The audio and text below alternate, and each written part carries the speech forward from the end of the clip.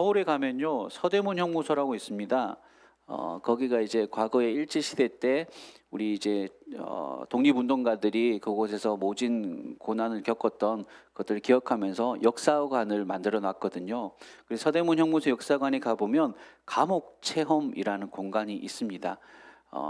특별히 저기 이제 제가 사진으로 보여드리는 거는 벽관이라고 하는데요. 저기 일반 감옥이 아니라 특별히 이제 죄수들을 괴롭히기 위해서 일제에서 만든 건데, 저기 진짜 사람 몸 하나 들어갈 정도의 공간이거든요. 눕지도 못하고 서 있어야 되는 공간이에요. 그러니까 관이에요. 관짝을 세워놨다라고 생각하시면 되는데, 저곳에 이제 말 안 들으면 저곳에 가둬서 얼굴만 내밀고 문을 잠궈 놓고 2박 3일을 이렇게 가둬 놓는다고 합니다.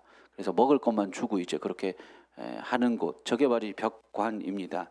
사람 하나 겨우 들어갈 정도의 좁은 공간에 얼마나 2박 3일 동안 그렇게 며칠을 갇혀 있는다는 게 참 답답하고 고통스러울 겁니다. 제가 이제 약간 그 폐쇄공포증 비슷한 게 조금 있거든요. 좁은 공간에 들어가면 되게 이제 제가 MRI 검사를 한번 봤는데 너무 무서웠어요. 답답한 공간에서 막 숨이 안, 조금만 더 오래 했었으면 저 진짜 기절할 뻔했거든요.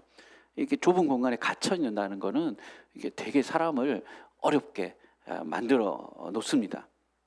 그런데 여러분, 오늘날에 이 현대 사회를 살아가는 우리 주변에도요, 아니 어쩌면 우리 자신에게도 눈에 보이지 않는 이런 감옥 같은 공간에 갇혀서 살아갈 때가 있다는 사실입니다. 무슨 말이냐 하면, 과거의 실패 또는 내가 잘못했던 것을 통해서 내 안에 가지고 있는 죄책감, 이런 것들이 내 안에 감옥을 만들어서 그것이 두려움이라는 감옥으로 내 삶에 존재할 수 있다라는 것입니다. 과거의 실패와 또 내가 잘못한 실수 때문에 스스로를 끊임없이 괴롭히는 사람들이 있습니다. 이미 지나간 일인데도, 옛날 일인데도 계속 그 기억에서 벗어나지 못합니다. 다른 사람들은 괜찮다 하는데 본인은 안 괜찮은 거예요. 어떤 사람은 그런 것들 때문에 오래전 내가 실수했고 실패했고 잘못했던 그것들이 늘 마음에 걸려서 관계 속에서도 자유롭지 못하고 늘 위축되어 살아갑니다. 이 사람이 혹시 내가 과거에 지은 그 잘못을 알게 되면 나를 외면해버리거나 나를 무시해버리거나 나를 내쳐버리진 않을까? 그런 두려움을 늘 가지고 있는 거예요. 그리고 그런 사람들은요, 스스로에게도 가혹합니다. 스스로에게도 나는 왜 그것밖에 안 됐을까? 그냥 실수면 아유 내가 실수했네, 다음부터 잘해야지, 그렇게 넘기는 게 아니라 그 실수가 자신의 그 존재 가치를 깔아먹어요. 그래서 나는 왜 그것밖에 안 됐을까? 나는 가치가 없는 인생이야. 막 그런 자기 자신을 정죄하는 자리까지 가는 이들도 있습니다. 심지어 하나님을 믿고 그렇게 구원받았다고 믿음을 고백하는 사람들 중에 하나님 앞에 잘못을 회개했는데도 여전히 마음속에 그 정죄감이 남아 있어서 뭔가 조금만 일이 잘 안 되어도 아이고 역시 하나님이 나를 용서하지 않으셨네, 하나님이 나를 여전히 벌 주시고 계신 거 아닌가, 이게 하나님 벌인가, 이런 생각에 갇혀 있는, 불안해하는 분들이 계실 수 있습니다. 이게 바로 보이지 않는 마음의 감옥에 갇혀 있는 거예요. 두려움의 감옥, 두려움의 멍에를 어깨에 잔뜩 메어지고 힘겹게 살아가는 인생의 모습이라는 겁니다. 얼마나 피곤하겠습니까? 근데 과연 그러면 사람들이 말을 해도 안 되거든요. 머릿속으로는 알아도 마음이 안 따라가는 거거든요. 어떻게 하면, 어떻게 해야지 우리의 마음속 멍에를 벗어버리고 이 죄책감과 두려움의 감옥에서 탈출할 수 있을까요? 저는 오늘 이 창세기 마지막 이 본문을 가지고 이곳에 등장하는 요셉과 형들의 화해의 이야기를 통해서 복음이 우리에게 주시는 참된 자유와 위로와 소망의 길을 함께 나눠보려고 합니다. 이 말씀 안에서 정말 하나님께서 성령을 통해 우리 마음 가운데 멍에를 끊으시고 속박에서 자유케 하시는 은혜가 있기를 주의 이름으로 축원합니다. 아멘. 자, 먼저 본문을 보십시오. 오늘 본문의 이야기는 야곱이 이제 장수를 하고 장례를 하는 이야기, 그 이후의 상황입니다. 야곱의 장례식이 끝난 직후 아버지가 세상을 떠나자마자 형들은 갑자기 불안과 두려움에 사로잡힙니다. 오늘 보면 15절이에요. 제가 한번 읽어드릴게요. 요셉의 형제들이 그들의 아버지가 죽었음을 보고 말하되 요셉이 혹시 우리를 미워하여 우리가 그에게 행한 모든 악을 다 갚지나 아니할까 하고. 지금 여기서요, 요셉이 우리를 미워하여라고 했잖아요. 여기서 미워하다라는 말은요, 단순히 감정적으로 싫어하다라는 의미가 아니라요, 원한을 품고 복수할 기회를 노린다라는 뜻이 담겨 있습니다. 지금 형들은요, 요셉의 형들은 이런 생각을 하고 있는 거예요. 그동안에 이 요셉이 아버지가 살아 계셨으니까 아버지 때문에 참고 있었을 거야. 이제 아버지라는 보호막이 사라졌으니까 이 요셉이 마음대로 우리에게 복수하면 어떡하지? 왜냐하면 지금 힘이 있잖아요. 요셉은 애굽의 총리잖아요. 힘과 권세가 있거든요. 마음만 먹으면 자기들 한 번에 처단해 버릴 수 있는 거예요. 지금 그것에 대해서 두려워하고 있습니다. 근데 여러분, 좀 이상하지 않습니까? 창세기 이야기들 우리가 쭉 읽어보셨으면 아실 테지만 요셉은 이미 오래전에 형들을 용서했어요. 창세기 45장에서 형들 앞에서 울면서 자기 정체를 밝히고 형들을 끌어안고 화해했어요. 가족을 애굽으로 데려와서 살려주었고요, 아버지와 함께 가장 좋은 고센 땅에서 살 수 있도록 배려해 주었어요. 그래서 이 야곱의 형들, 요셉의 형들은요, 지난 17년 동안이나 애굽에서 요셉이 주는 모든 좋은 혜택들을 다 누리며 살았었어요. 그런데 그 17년 동안 그들은 단 한순간도 못 잊은 거예요. 지금 겉으로는 풍요로운 고센 땅에 살고 있었지만 그들의 마음은 여전히 요셉이 용서했음에도 그의 용서를 믿지 못하고 과거의 죄책감, 그 감옥 속에 갇혀서 그 멍에 속에 눌려서 살아갔던 겁니다. 그들은 지금 그동안에 요셉이 차려준 은혜의 식탁 앞에 앉아 있었으면서도 사실은 마음속에서 죄책감이 만들어내어주는 그 감옥밥을 먹고 살았던 거예요. 풍족한 음식들이 그들에게는 감옥밥인 거였어요. 당장이라도 요셉이 마음을 바꾸면, 당장이라도 요셉이 형님들 그때 그랬단 말이죠, 나 절대 못 있습니다 이렇게 말하기 시작하면 수십 년 전에 동생을 노예로 팔아버렸던 그 죄악이 다시금 자신들의 삶에 등장해서 악몽처럼 등장해서는 괴롭힐 줄 몰라서 한순간도 자유롭지 못했던 겁니다. 감옥 속에 살았어요. 그게 바로 지금 요셉의 형들의 모습이었던 겁니다. 결국은 아버지라는 그 일종의 보호막이었거든요.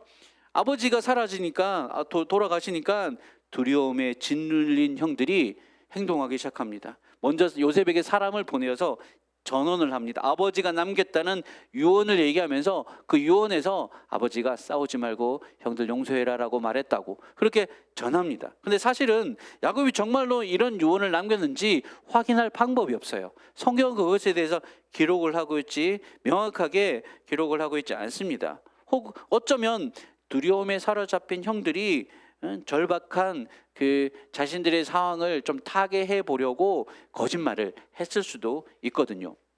그리고 그렇게 한번 이제 요셉에게 딱 언지를 해준 다음에 사람을 보내서 아버지가 유언 이렇게 했으니까 용서해 주는 게 맞다라고 하고 나서 이제는 직접 찾아갑니다. 요셉에게 가가지고는 그 앞에 납작 엎드려서 오늘 본문을 보시면 이런 얘기를 해요.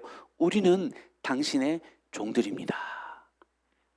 여러분, 아이러니하게도요, 과거에 그 동생 요셉을 종으로 팔았던 사람들이 이 형들이잖아요. 그런데 지금은 요셉 앞에 스스로 종이 되겠다고 자처하며 고개를 조아리고 있는, 참 어찌 보면 좀 비참해 보일 정도로 아이러니한 상황이 펼쳐진 겁니다. 이처럼 이렇듯 죄책감이라고 하는 것은 사람의 영혼을 피폐하게 만들고 스스로를 노예로 전락시키고 감옥의 죄수로 만들어버리는 그런 효과가 있는 거예요. 그런데 이와 같이 죄책감이라고 두려움이라고 하는 그 감옥에서, 멍에에서 자유롭지 못해 하고 있는 형들을 보면서 요셉이 내뱉은 첫 마디가 뭔 줄 아십니까? 오늘 본문을 보세요. 19절 말씀 우리 한번 같이 읽겠습니다. 화면을 보시면서 읽을게요. 함께 읽습니다. 시작.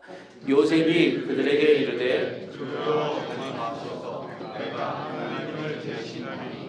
첫 마디가 뭐예요?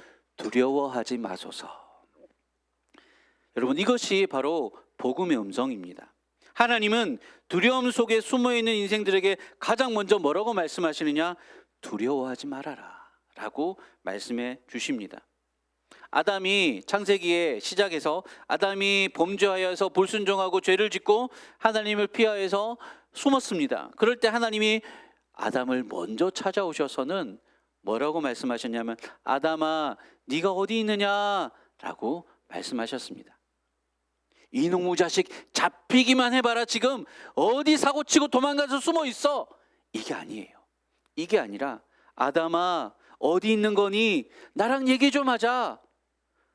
얼굴을 보면서 얘기 좀 하자 라고 하는 거였어요. 우리 하나님은 죄인을 끌어내어 찾아내어 정죄하기 위해서 오시는 분이 아니라 그 죄인을 회복시키기 위해서 용서하기 위해서 찾아오시는 분인 줄 믿으시기 바랍니다. 그리고 이어지는 본문에서 요셉이 놀라운 신앙의 고백을 합니다. 오늘 본문에서 제일 중요한 말씀이에요. 창세기 50장 20절 말씀이에요. 우리 같이 화면을 보시면서 한 번 더 하나님 말씀 같이 읽어보겠습니다. 시작. 당신들은 나를 해하려 하였으나 하나님은 그것을 선으로 바꾸사 오늘과 같이 많은 백성의 생명을 구원하게 하시려 하셨나니. 아멘. 당신들은 나를 해하려 하였으나 하나님은 그것을 선으로 바꾸셔서 오늘같이 많은 백성의 생명을 구원하게 하셨다라고 말하고 있습니다. 여기서 한글 성경에는 잘 드러나지 않는데 히브리 성경에 보면요, 여기서 계획하다라는 말이 2번 반복되어 나오거든요. 본문을 보시면 당신들은 나를 해하려 하였으나, 이게 원래 당신들은 나를 해치려고 계획하였으나 라는 말이었어요. 그리고 그 말을 다시 반복되어서 하나님은 그것을 선으로 바꾸사, 이것도 계획하였으나 라는, 이 히브리어 하샤브라는 단어가 쓰였거든요. 2번 하샤브가 쓰입니다. 그러니까 요셉의 형들은 요셉을 해치려고 악을 계획했습니다. 그런데 하나님은 그 모든 그 악의 계획을 뒤집으셔서 선한 계획으로 바꾸셨어요. 그래서 그들의 악한 계획이 나중에 어떤 결과를 만들어내느냐? 요셉이 애굽의 총리가 되어서 많은 백성의 생명을 구원하는 선한 일들로 바꾸어낸 겁니다. 사랑하는 여러분, 우리 인간은요, 잘못한 것을 뒤집어 낼 수 없습니다. 자기가 지은 죄와 실패의 결과를 스스로의 힘으로는 수습하거나 이겨낼 수 없습니다. 깨어진 물컵을 원래대로 복구할 수 없어요. 쏟아진 물을 다시 주워 담는 것은 아시다시피 불가능합니다. 사람은 못해요. 하지만 하나님은 하실 수 있음을 믿으시기 바랍니다. 형들은 악을 계획했는데 하나님은 그 악조차도 사용해서 선한 계획으로 완성하셨습니다. 이게 형들의 죄가 괜찮다는 뜻이 아니에요. 죄는 분명히 죄입니다. 그렇지만 놀라운 복음의 사실은 뭐냐면 인간의 죄가 하나님의 구원 계획을 무너뜨릴 수가 없고, 능치 못함이 없으신 우리 하나님께서 인간의 가장 치명적인 실패와 최악의 상황 속에서도 주님의 주권적인 섭리로 최선의 결과를 만들어 내실 수 있는 분, 그게 바로 우리가 믿는 하나님이십니다. 요셉은 바로 그러한 하나님의 크고 놀라우신 섭리를 보았고 알았기 때문에 내가 누구에게 하나님을 대신하겠습니까? 하나님이 당신들의 악을 선으로 바꾸셨습니다. 이렇게 말을 하면서 자기가 받았던 그 모진 고난과 그 아픔들을 하나님의 뜻 안에서 그 하나님의 그 용서의 섭리로 변화시키고 형들을 품어주게 되었던 겁니다. 그리고요, 무엇보다도 이 창세기 50장의 20절의 이 고백, 이 요셉의 고백 속에는 궁극적으로 이로부터 수천 년 뒤에 일어날 예수 그리스도의 십자가 사건을 바라보게 만듭니다. 예표와 같은 겁니다. 십자가는 인간의 눈으로 보면요, 어때요? 완전한 실패였지 않습니까? 그렇게나 복음을 전하고 3년 동안이나 가르쳤던 그 제자들이 순식간에 다 배신해 버렸습니다. 실패. 이제는 얼마 전에 진짜 일주일 전까지만 해도 예수님을 왕으로 모시려고 호산나 찬송하면서 그렇게 환영하던 사람들이 순식간에 얼굴을 바꾸고는 십자가에 못 박아라 라고 배신을 하였습니다. 수치와 조롱 가운데서 십자가에 못 박아 사형을 언도해라고 부르짖었던 겁니다. 그날 그 골고다 언덕에서 그 십자가의 사형장에서 사탄은 인간의 악한 마음을 충동질해서 드디어 하나님의 아들을 죽이는 최악의 계획을 성공시킨 것처럼 보였습니다. 그런데 하나님은 바로 그 실패처럼 보이는 그 십자가에서 가장 놀라운 구원을 이루셨습니다. 인간이 간 가장 악한 죄를 통해서 하나님의 가장 위대한 구원의 길을 여셨던 겁니다.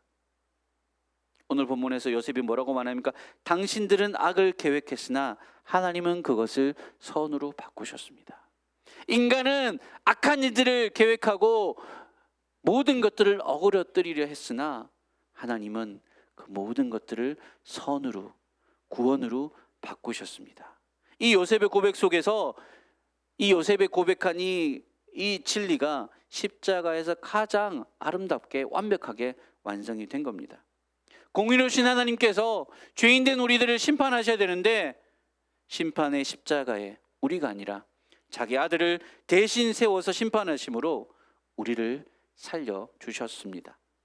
사망의 무덤에서 부활의 생명이 터져나왔고 악골골짜기 같은 절망 속에서 소망의 문이 열려진 것입니다.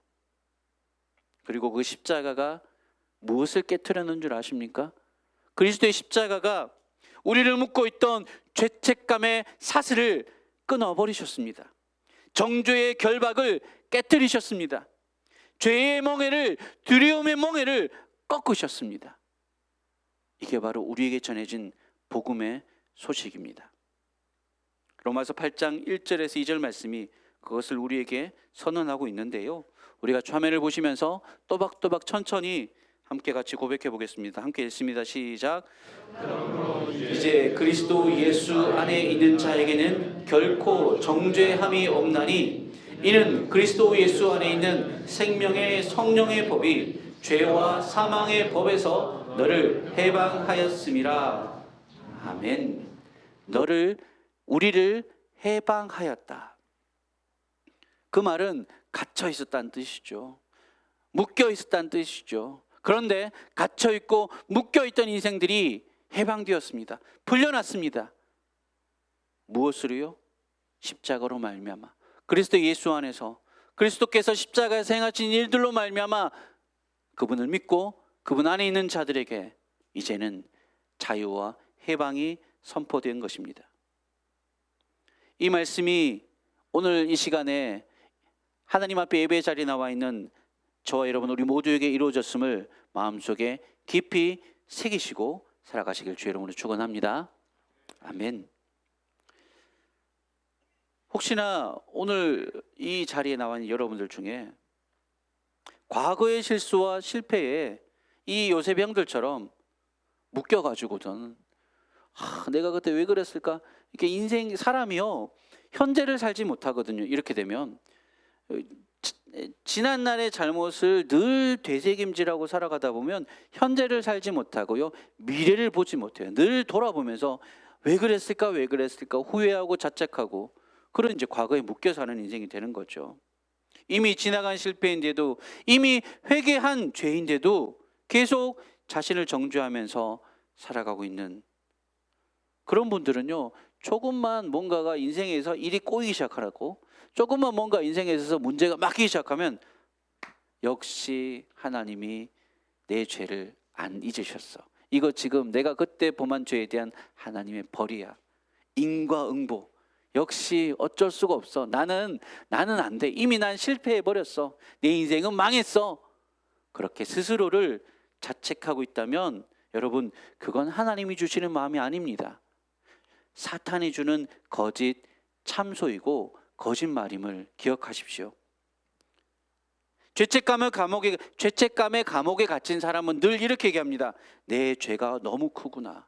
자신의 실수와 실패와 죄만 계속 바라봅니다.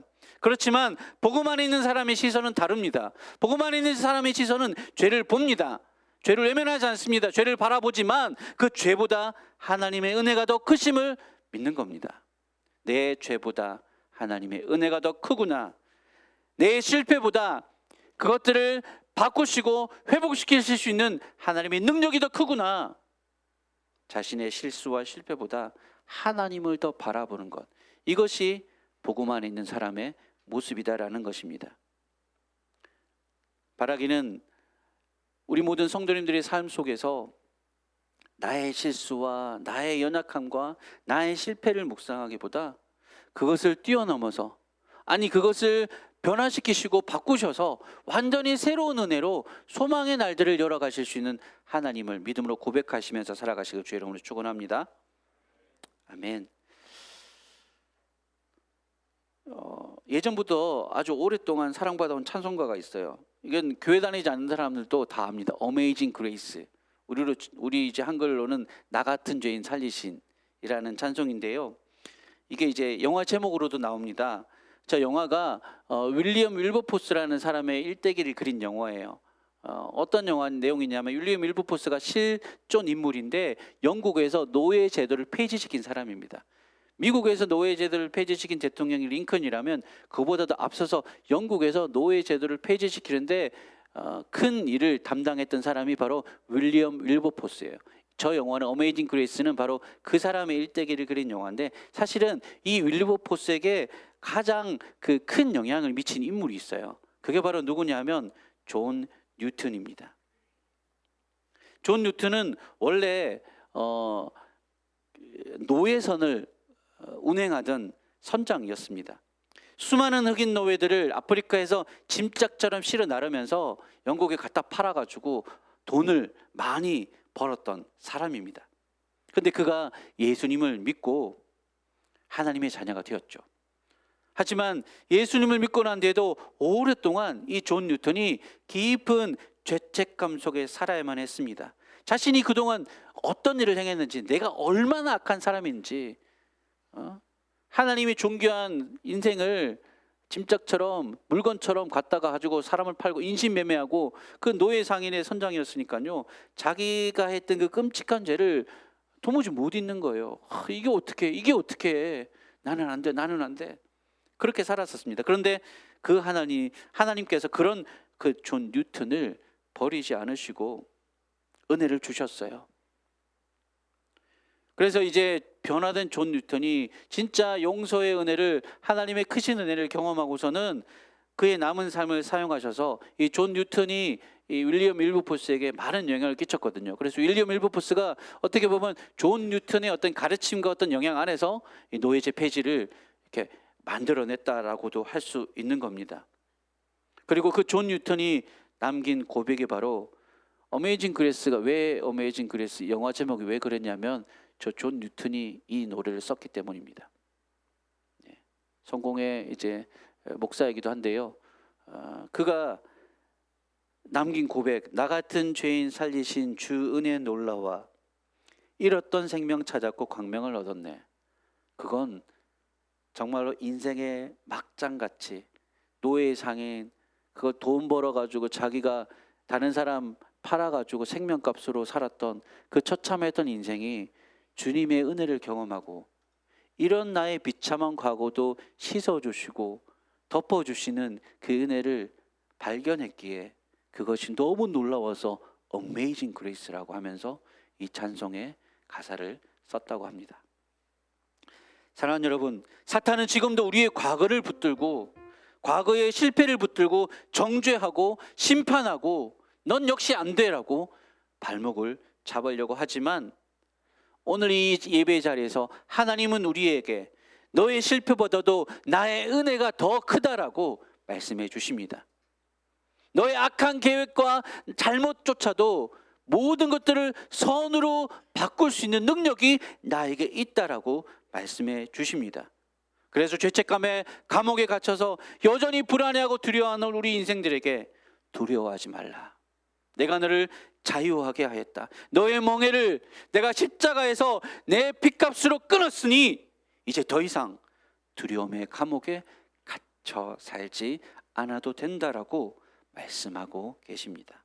이 시간 주님의 그 놀라운 은혜를 믿음으로 받아들이고 두려움의 멍에를 벗어버린 채 주님 앞으로 소망 가운데 날마다 더 가까이 나아가는 저와 여러분 우리 모두가 되실 수 있기를 예수님의 이름으로 간절히 축원합니다. 아멘. 우리 말씀을 생각하시면서 함께 찬양하겠습니다. 아까 말씀드린 어메이징 그레이스라는 영화의